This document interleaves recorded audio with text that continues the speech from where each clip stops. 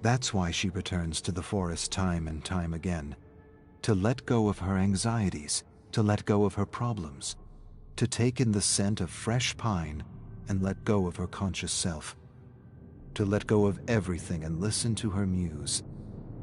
She's been out of touch with herself for a while, lost in a game to please everyone else except herself, playing songs that don't come from her but are sure to please the masses, music that doesn't even resonate with her, playing songs for money, despite the warning, play one song for money and kill your muse.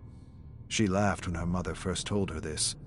It seemed like a ridiculous thing to say. Her muse didn't seem to be going anywhere. She was hearing more songs in her head than she could play in a lifetime. Now, she's not laughing anymore. She's never felt so false and uninspired in her life, and more than ever she wants to reconnect with her music, her muse, herself. She closes her eyes and peels away the layers until her mind is empty and open to the great unknown. Kate strums her guitar freely, but nothing's coming to her. Just a dark, disturbing melody that's been returning to her every time she hits 0.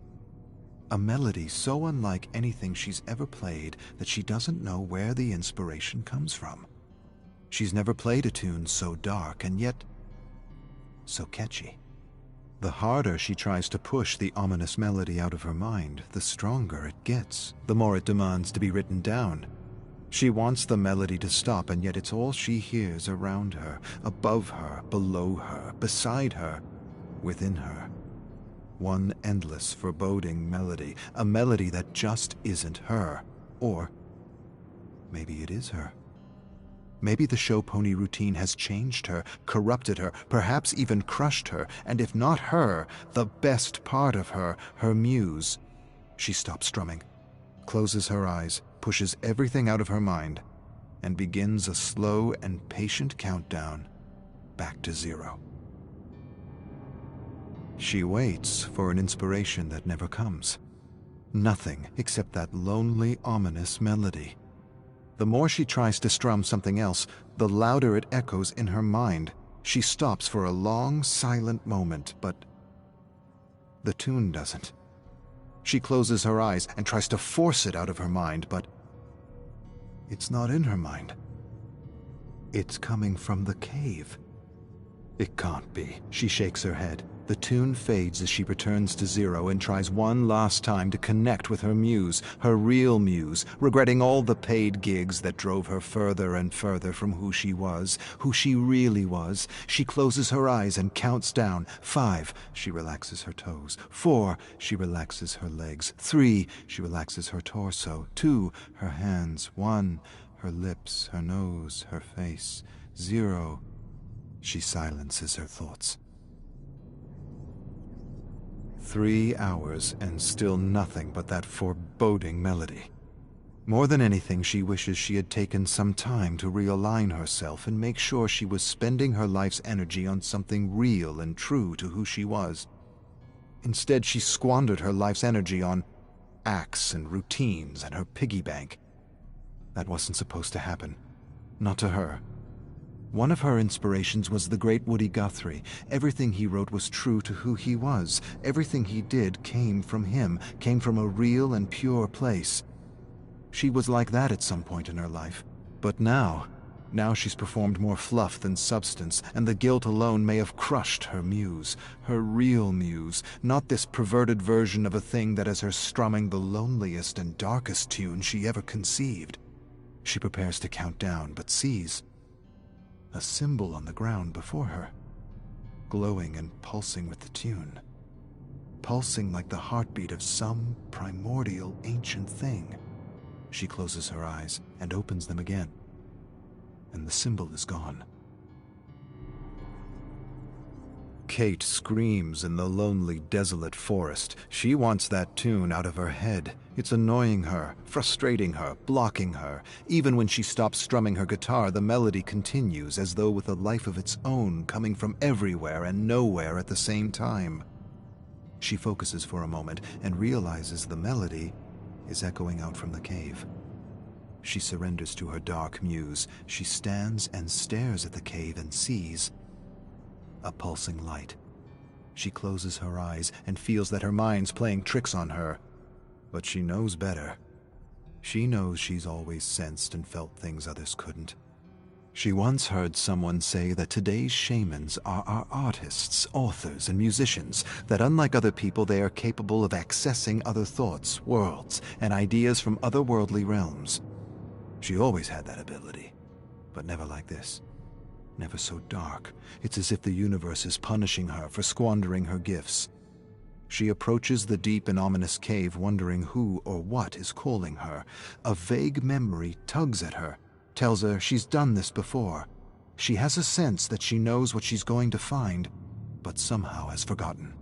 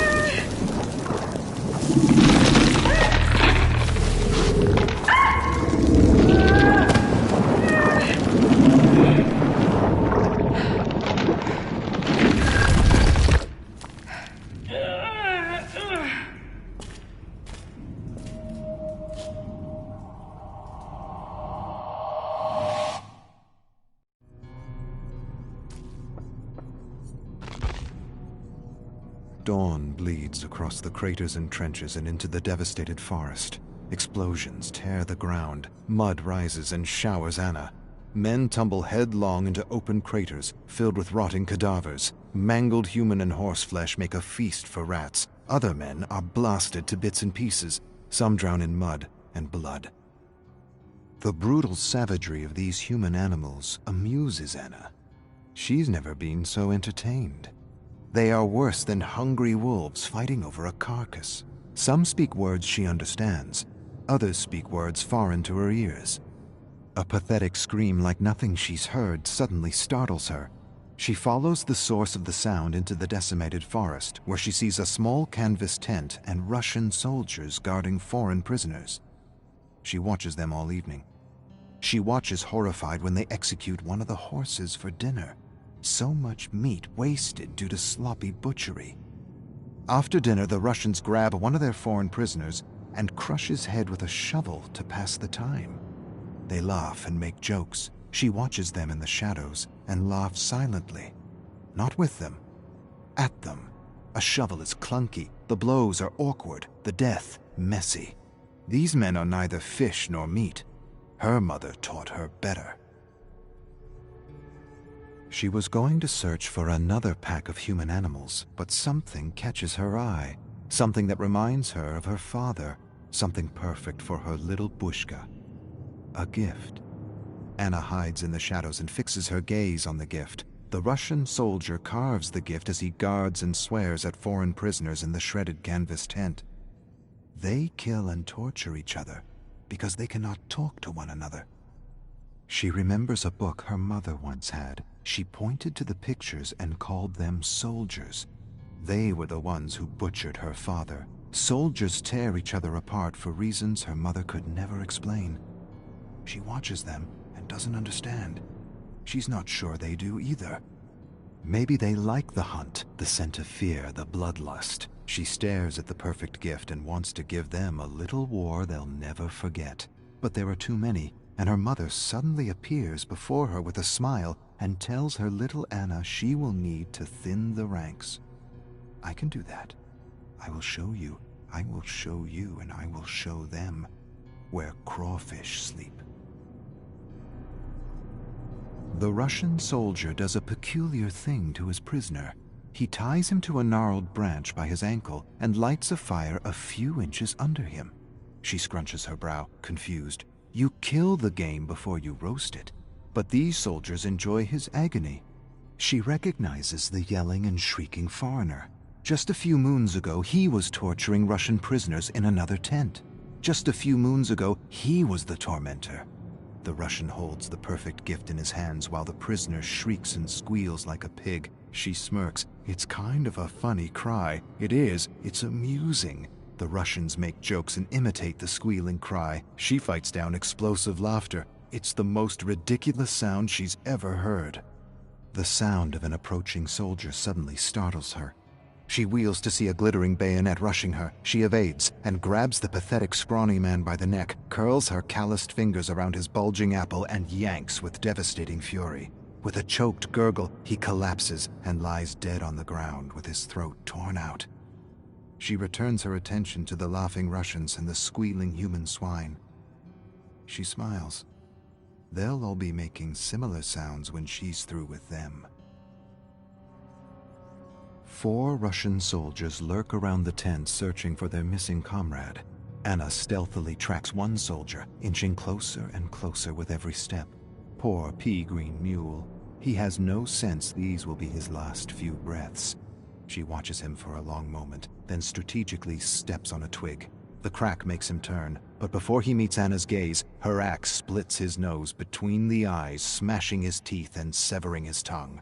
She covers his bloody mouth with her hand as she rummages through his pockets for the perfect gift. Nothing. She raises her hand to let the choking, gurgling sounds lure the other 3. Carefully they approach with their bayonets raised and ready. She grinds her teeth in fury and bloodlust. She rolls their comrade's severed head in their midst. A moment of shock, and it's all she needs as she leaps out and drops 2 soldiers with one lash of her axe. The other soldier rushes in with a scream, and she meets him with a sweeping stroke that severs his head clean off the torso. A geyser of blood erupts as his headless torso staggers stupidly back and forth as though searching for its lost head. The torso staggers forward, then pitches backward and collapses. The sounds of another attack reach her before the blade. She lashes left and right, and the body collapses in mangled pieces. The soldier stares at the pieces of his body around him in terror. She laughs and thinks about that story her mother used to tell her. Sorry, Yetso. Can't be put together again. Anna finds these soldiers curious. Where once the Russians and foreigners were roasting each other alive, they are now working together to survive her attacks. They are calling her a ghoul, a monster of the forest, saying she is a bodark. Together the soldiers dig pits and sabotage their camp. Anna toys with them. She's outnumbered, and she knows it. She weakens their senses by depriving them of sleep. Every night she approaches their camp, sings a lullaby, then howls like a bodark. The soldiers wake in a frenzy and scuttle in terror as she returns to her cabin to sleep with her little one. She rests for a few hours and then returns to her little war to reignite a cycle of terror. 1 or 2 sleepless nights and they'll be ripping each other apart. It'll be a matter of walking in and taking what belongs to her little Bushka.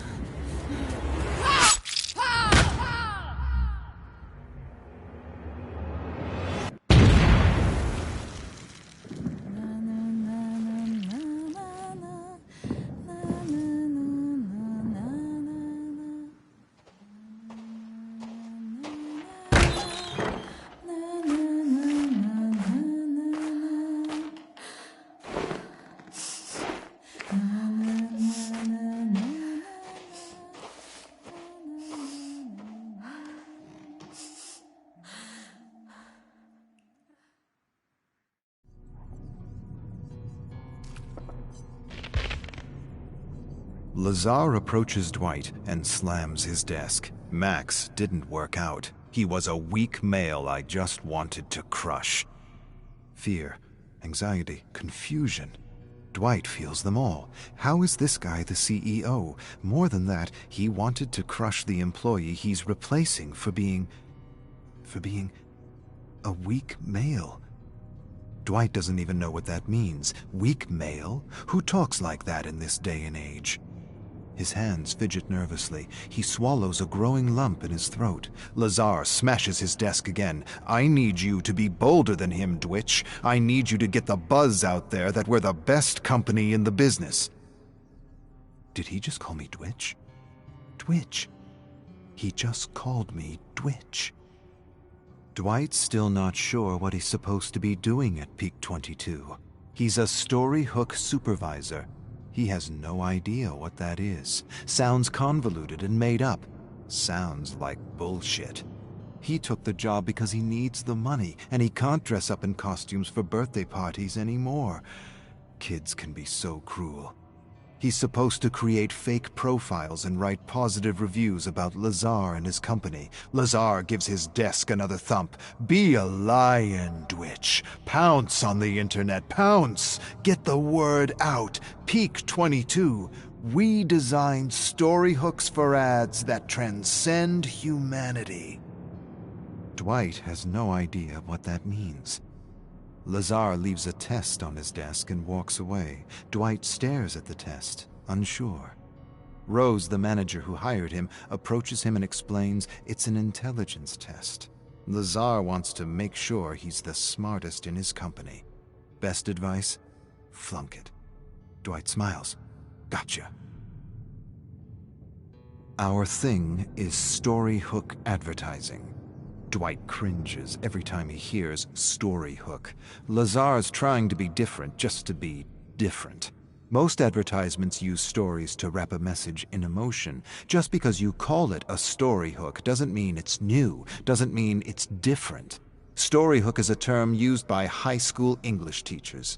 Rose laughs. Yes, but Lazar's an idiot, and he wants to feel like he created his own theory for his upcoming book. Dwight's eyes go wide. Book? What book? Rose laughs absurdly and explains. An autobiographic book, a guaranteed bestseller highlighting Lazar's new theory on creativity.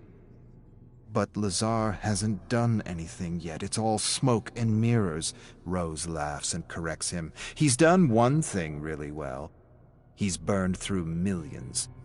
Rose changes the subject and tells Dwight he needs to meet Lazar's ghostwriter for an interview. Make sure to shower praises about our naked emperor for his autobiography. Dwight approaches Rose. She isn't her usual jolly self. Dry tears line her cheek and her eyes are swollen. She tells him Lazar embarrassed her at a meeting when she refused to go along with his jokes at the expense of the sound designer's speech impediment. He humiliated her for not going along with his stuttering impression. Rose sighs and advises Dwight to record all meetings with the Naked Emperor, not just for legal reasons, but for the yearly roast. Dwight raises his eyebrows curiously. Yearly roast? What yearly roast? She tells him about a yearly gathering of ex-employees who get together to laugh at Lazar's stupidities. Dwight tilts his head. He's really confused. In his mind, Peak 22 just opened its doors. How long has Peak 22 existed? Rose calculates on her hands. 5 years. Dwight can't believe his ears. 5 years and Peak 22 has nothing? Rose smirks. Correction. 5 years and we almost have Lazar's biography and his theory on creativity. Dwight showers Lazar with online praise using fake profiles. It's the coziest job he's ever had. As he prepares to create another false profile, he suddenly hears shouts coming from Lazar's office. He freezes as Lazar verbally assaults the Peak 22 lawyer. The lawyer is telling him Storyhook can't be registered. It's a concept in many high school textbooks. Lazar fires the lawyer on the spot. The lawyer promises he'll sue. Lazar doesn't care. He'll settle. He always settles. It isn't his money. And Dwight's heard he's got his benefactors eating out of the palm of his hands. He's already settled dozens of wrongful dismissals. Rose attempts to calm Lazar down, but he screams at her to mind her business. Dwight wants to help her, but he's never made so much money doing so little before. He likes making money doing nothing. But his hands are fidgeting, and his palms are getting damp and clammy. Hearing Lazar verbally abuse Rose is difficult to bear. He imagines all kinds of scenarios where he leaps from his desk to help her. Nervousness fills his bladder, and he leaps from his chair and rushes to the bathroom. The Brilliant Mind, Inc. Lazar announces the title of his autobiography to the entire office. It feels like a joke, a bad joke, but it's not, and the studio is trying not to laugh at the naked emperor. Lazar hasn't done anything in the 5 years since he convinced a bunch of millionaires in his storyhook revolution. He doesn't even have one successful advertising campaign. They had a few clients in the beginning, but Lazar wanted to write and direct the commercials himself and made a mess of everything. Dwight suppresses a laugh. Rose claps when Lazar concludes his presentation. Amazing, paradigm-changing. How gracious of you to share the secrets of your success with the world. Everyone gets her sarcasm except Lazar. That's the thing about narcissists. They believe their own press release. Lazar turns his attention to Dwight. Dwitch, what do you think? Dwight suddenly feels the blood drain from his face. He echoes Rose. Amazing, paradigm-changing. How gracious of you to share the secrets of your success with the world. Lazar smiles. It's not about ego, Dwitch. It's about community and selflessness. Lazar screams at Rose because she can't find a publisher for The Brilliant Mind, Inc. Peak 22 has done nothing, and creating campaigns with a story hook isn't really paradigm-changing. The publishers think he's an idiot. Why is he saying story hook when he means story? Ads with a story with a story hook? Rose calms Lazar down. She suggests that they should self-publish. The idea silences Lazar. You're right. You're absolutely right. The publishing world isn't ready for my visionary ideas. Dwight sighs and finds it harder and harder to listen to his bullshit. Peak 22 is going nowhere fast. The company is having a hard time finding clients and recruiting with all the rumors of abuse. Lazar announces he has a solution for recruitment. He'll write a story hook recruitment campaign to attract the best employees. Hundreds will apply, thousands. Dwight doesn't understand. For what? Dwight still isn't sure if Peak 22 does anything other than enable a narcissist to do whatever he wants to whomever he wants. Lazar is spreading rumors about Rose. Dwight consoles her, but she's inconsolable. She says it's a pattern, his pattern. He discredits, destroys, and demolishes an employee before he fires them. He spreads the rumor he later uses to fire the person. Dwight says she's exaggerating. Rose shakes her head. Lazar's in trouble. He just spent more money on a 1-minute ad campaign for Peak 22 than a Hollywood blockbuster, and his investors want answers. He needs a fall girl, someone to blame for the mismanagement of company funds. Dwight doesn't understand. She explains that Lazar's already left a trail of blood in his wake. The last 3 women in her position were all promoted and fired for Lazar's excesses and stupidities. Lazar has an upcoming meeting with his investors. She will be this year's patsy. Dwight gives her a skeptical look. She shakes her head. You'll see. He spends the money. A woman takes the fall. That's Lazar's idea of equal opportunity. Dwight stares in disbelief as Lazar asks Rose to present the advantages of storyhook advertising at an all-hands meeting. He interrupts her on every slide in front of everyone, then cancels the meeting.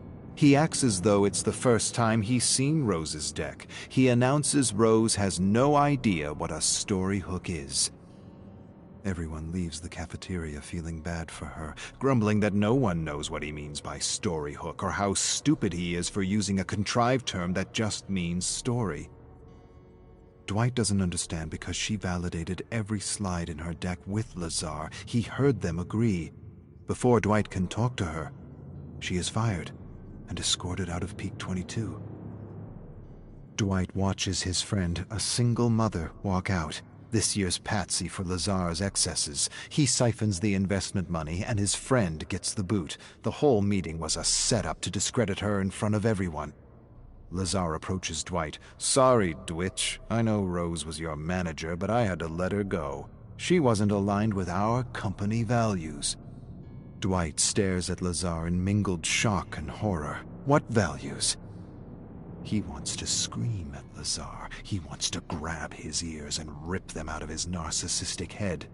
Instead, he nods and silently prays there is justice in the world. Dwight listens in disbelief to stories of Lazar. Real-life horror stories. Stories that defy reason for this day and age.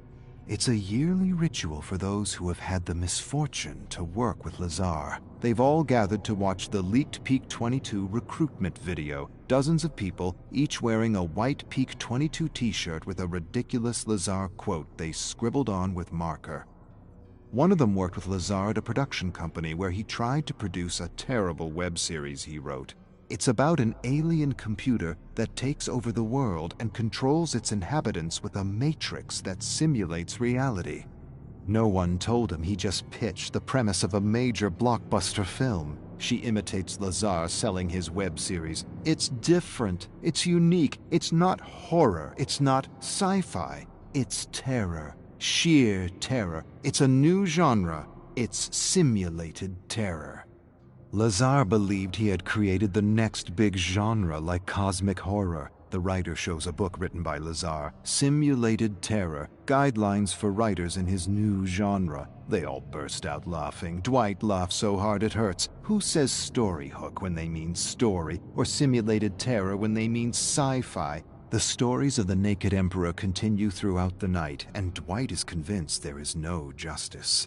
Peak 22's ex-Storyhook supervisor talks about how Lazar called him a weak male for not wanting to cyberbully a blogger for using the term Storyhook. He tells them about a harmless drug that makes people laugh absurdly at every little sound. He says if he was still working at Peak 22, he'd give Lazar a little taste of his own medicine. Others agree. That would be hilarious. Dwight likes the idea, likes it a lot. It might be that justice works in mysterious ways. He approaches Max. Tell me more about this harmless drug. Max hands Dwight a mix of his laughing drug. It will make him giggle and laugh so much he'll piss his pants. Pour it in his coffee right before his meeting, and you'll have a story hook unlike any other for next year's roast. Dwight smiles. He feels his heart pounding his chest. Rose will have justice. Everyone will. Dwight will teach this abuser that sometimes the little guy bites back. Inspired, he asks one of his colleagues to distract Lazar while he spikes his coffee. Another colleague listens to the plan and shakes her head skeptically. She isn't sure. She doesn't like this prank and cautions Dwight to think things through. "I've got 2 kids," she says, "and the last thing I want is for the investors to close down shop because he hallucinates or hurts someone." Dwight laughs. "Don't worry. The most that will happen is he'll act like a donkey." Dwight lifts his chin proudly and reassures her no one will get hurt. He places his hand on her shoulder and feels like the leader he always knew he's been. "Nothing bad will happen, or my name isn't Dwight."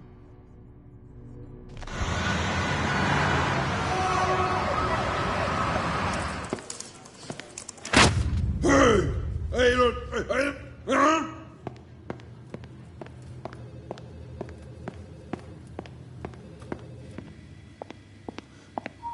Hey, oh. Hey!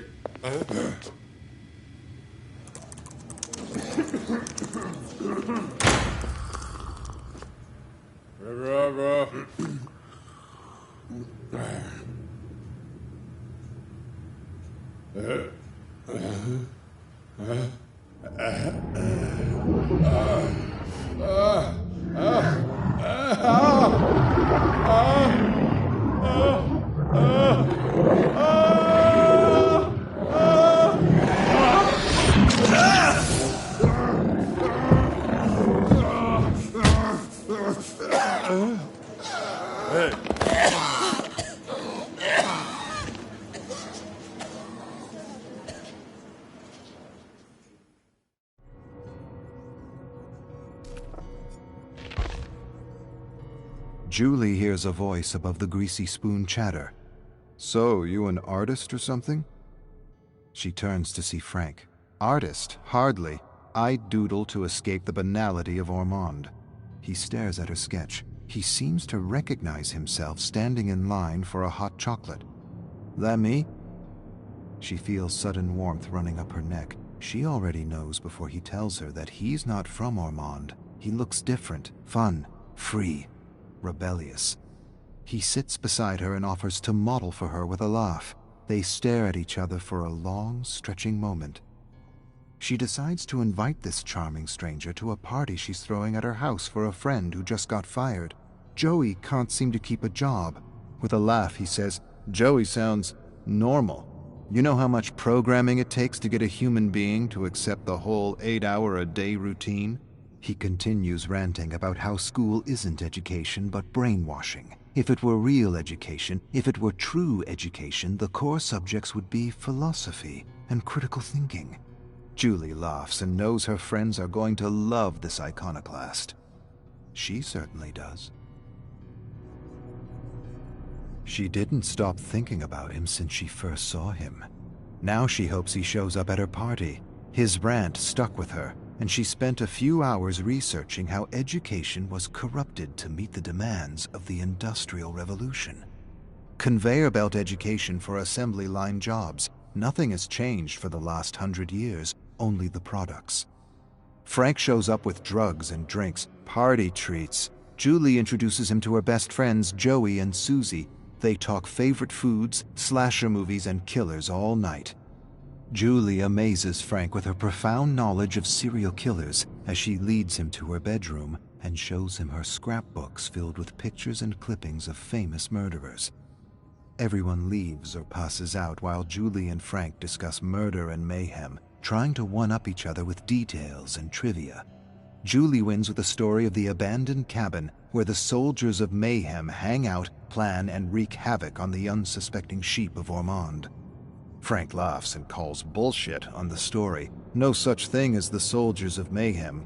He read enough about Ormond to know that nothing of the sort happened at the resort cabin, nothing but bad business and bankruptcy. Julie laughs. "This story, Frankie, happens in the future." She grabs a black felt marker and writes "Soldiers of Mayhem" on his white shirt. He smirks. "I like the idea, but I hate the name." Julie shrugs. "It's a work in progress." Julie feels alive with Frank. More than alive, complete. At first she thought he was an iconoclast rebel, but soon realized he just liked to argue and push buttons for fun. He thrilled as much as she did to smash beliefs and watch people unravel. Not just people. Ugly people, he called them. It's the name he gave to those people who need to be right, who always need to be right. They were the easiest to push over the edge. Ormond was full of them, ugly people, entitled preps and politicians who would turn blue in the face if you challenged any of their beliefs. Julie hands Frank a ski mask. He gives her a curious look. "Tonight we all play a game. Whoever steals the most car emblems wins." Frank smirks. "Wins what?" She approaches Frank and whispers, "Whatever the winner wants." Frank quickly puts on his ski mask and rushes into the snow-covered streets of Ormond, searching for cars. More than love, more than passion, Julie feels Frank as her spiritual twin. She spent the whole night confiding her darkest desires to him, how she often wondered what it would be like to set fire to the entire town. Frank leans forward and tells her she can do anything she wants. She just has to know what she wants and build an image of herself doing what she wants in her mind. He continues to espouse some weed-induced theory about manipulating the world with thoughts and feelings. The clearer you are about what you want and the more focused you are in imagining it, the faster you rewire the world to your favor. Everyone stares at Frank for a long, dramatic moment. Then they burst out laughing in unison. "Let's all just imagine buckets of money." Frank shakes his head. "Money is dead on its own. Money doesn't inspire the world. Real passion and emotion does. See yourself doing what it is you want to do for the rest of your life with passion. Be clear and focused, and do not waver, and watch the world work in your favor." Another silence. Julie smirks. Frank nods seriously. She closes her eyes and imagines herself and her friends turning Ormond into their personal playpen. She opens her eyes. Julie and Frank wait for Joey and Susie at the old abandoned cabin. Of course, it had to be the cabin, the only exciting place in Ormond. Julie looks at the place. It needs some love. Joey and Susie are out messing with the sheep of Ormond as usual. They soon enter with a bunch of stop signs and laugh about the accidents they caused. No one dead, but some serious injuries, 6 to be precise. They snap some pictures to capture the moment. Joey then tells them he got a new job at the local hardware store. They all make bets on how long he'll keep this job. Julie appraises the space and has an idea. She'll decorate the walls with the emblems they pulled off the cars of Ormond.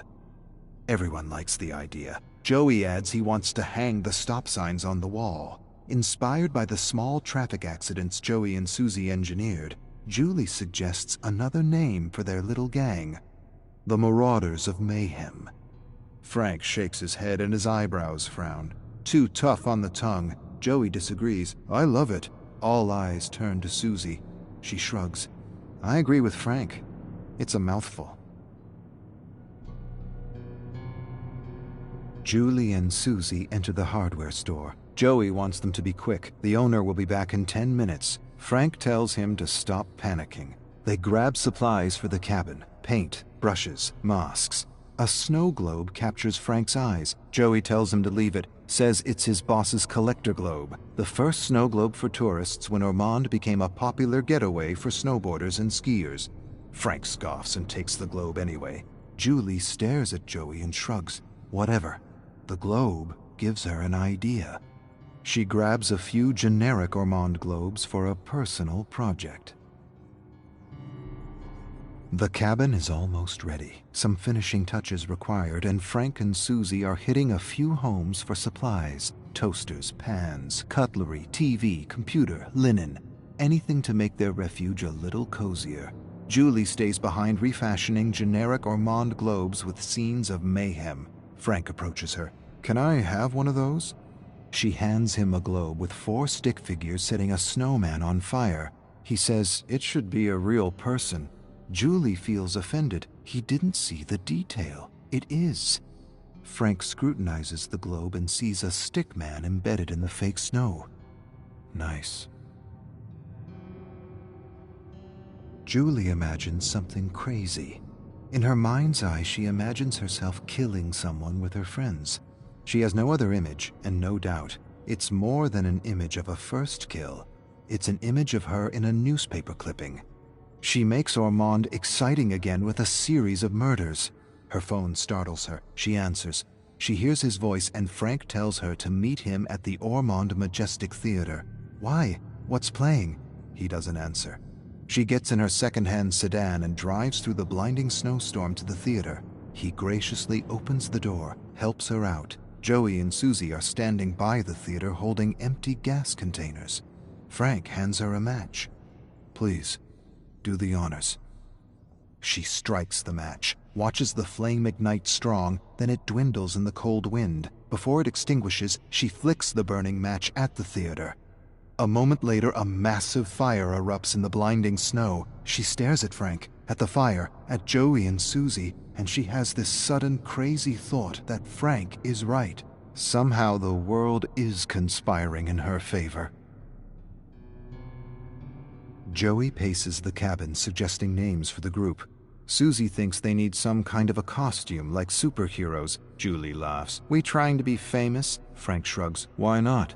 Julie shrugs. "No one ever got famous with petty theft and arson. Maybe we should do something real." Frank leans forward. "What does that mean? Something real?" Julie goes quiet for a moment. She's not sure what she's thinking, or if she's thinking at all, but she wants to feel the thrill she's read about in books. She wants to be more than common, more than ordinary, bigger than life. Frank smiles at her and asks if she thinks she could kill someone. She thinks for a moment. "I could. Frank raises a skeptical eyebrow. After a moment, he says he probably couldn't really kill someone. Julie teases him. Not even for me? He shakes his head. Not even for you. And you? Would you kill for me? She echoes his bullshit answer. Never. He laughs and echoes her. Not even for me? Not even for you. Frank won the bet, and he's collecting. Joey didn't last a month at the new job. The owner accused him of stealing a chocolate bar, and now he paces the cabin hysterical. Of all the things, a chocolate bar he claims he never stole. The injustice of it all. Julie suggests payback. Let's break into the store, get some more supplies, set the whole place on fire to let Ormond feel the wrath of the Legion.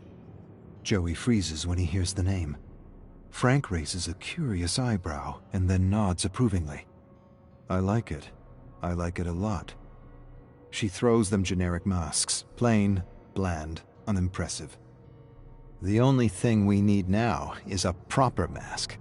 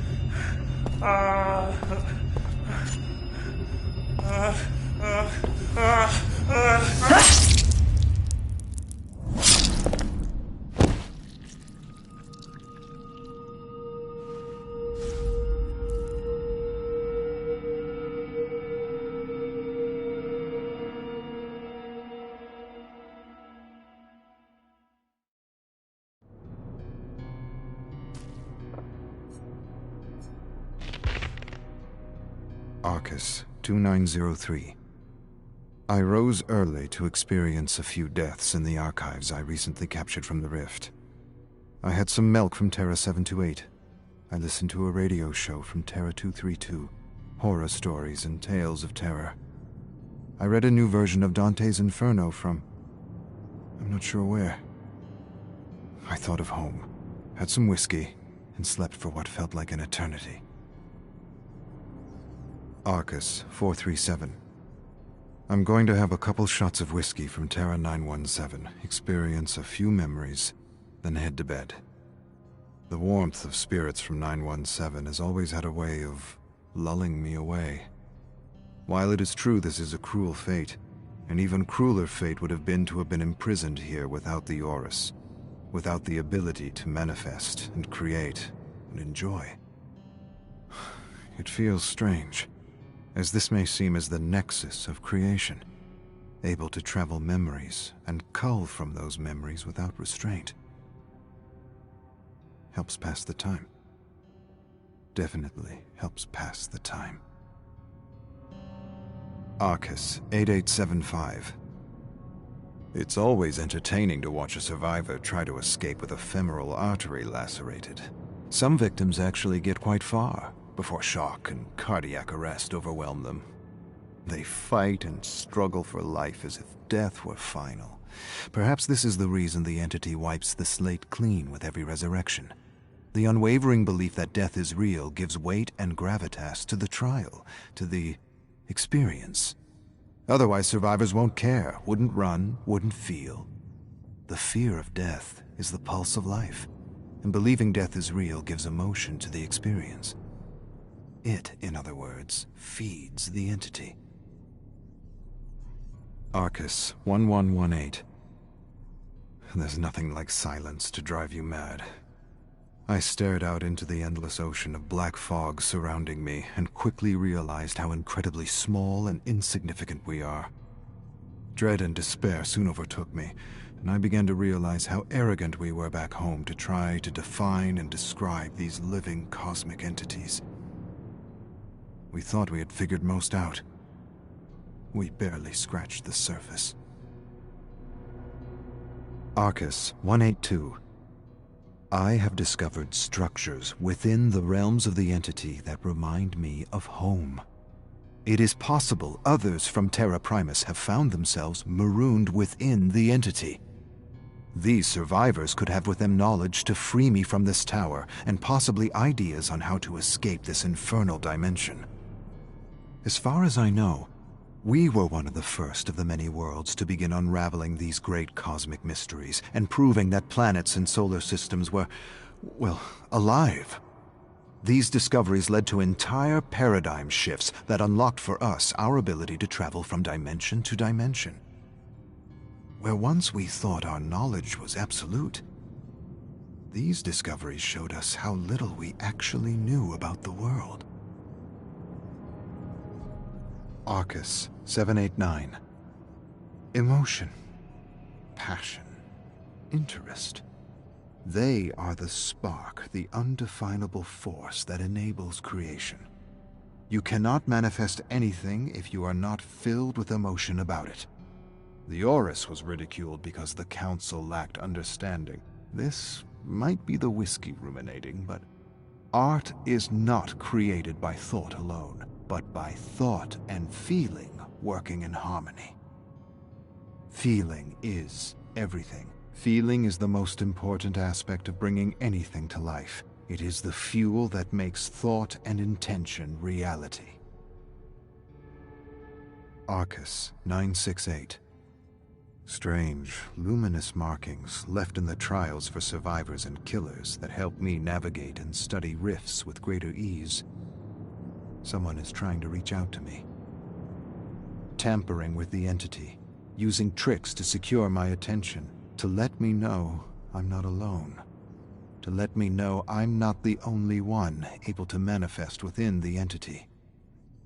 Yet the knowledge of living dimensions and ancients is knowledge few have developed amongst the infinite Terra worlds within the known galaxies. Arcus 571. Gut-wrenching shrieks echoing through the fog disturbed my sleep. I woke up, put on some slacks, clambered to the roof with some whiskey, and hit golf balls into the abyss. There's something about hitting iron and wood into oblivion that's calming, even therapeutic.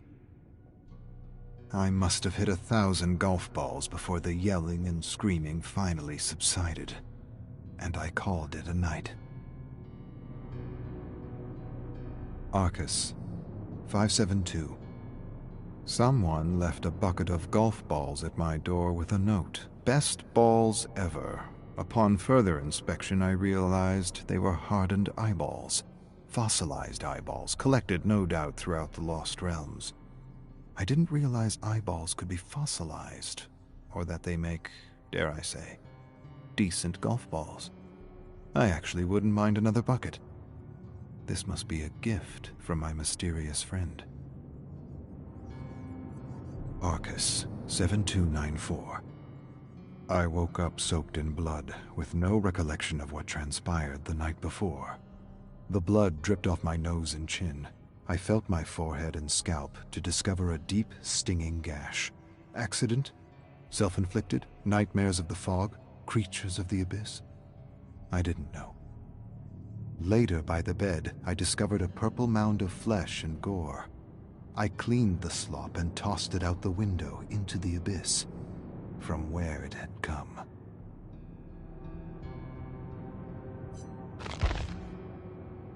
Arcus 129. A knock at the door and an invitation attached to a bottle of whiskey waiting for me at the foot of the door. I kneeled to inspect the invitation. You are cordially invited to the entity's birthday. The entity has a birthday. Am I losing my mind? My grip on reality, whatever that actually means here. Is this some kind of prank by a marooned soul? Arcus 1256. Discovered new memories of Evan, which shed some light on his descent. The question I am asking myself is, did the entity begin to corrupt him before he was snatched for the trials, or was all that anger and bloodlust a result of his harsh upbringing? Either way, I would not expect him to comply with another authority figure, even if that figure was an old one. Arcus, 723. I pity Dwight. It's as though every action he takes brings the opposite of what he intends. Trying to help his fellow employees from an abuser, he ends up shutting down the entire operation, leaving many in a far worse situation than they were ever in. Granted, spiking a narcissist's drink and watching him unravel was worth the price of admission. The many memories of survivors struggling with narcissists have led me to the conclusion that there are only 3 possibilities when relating to a narcissist: enable them, run away from them, or destroy them. But beware, narcissists take everyone with them when they go down.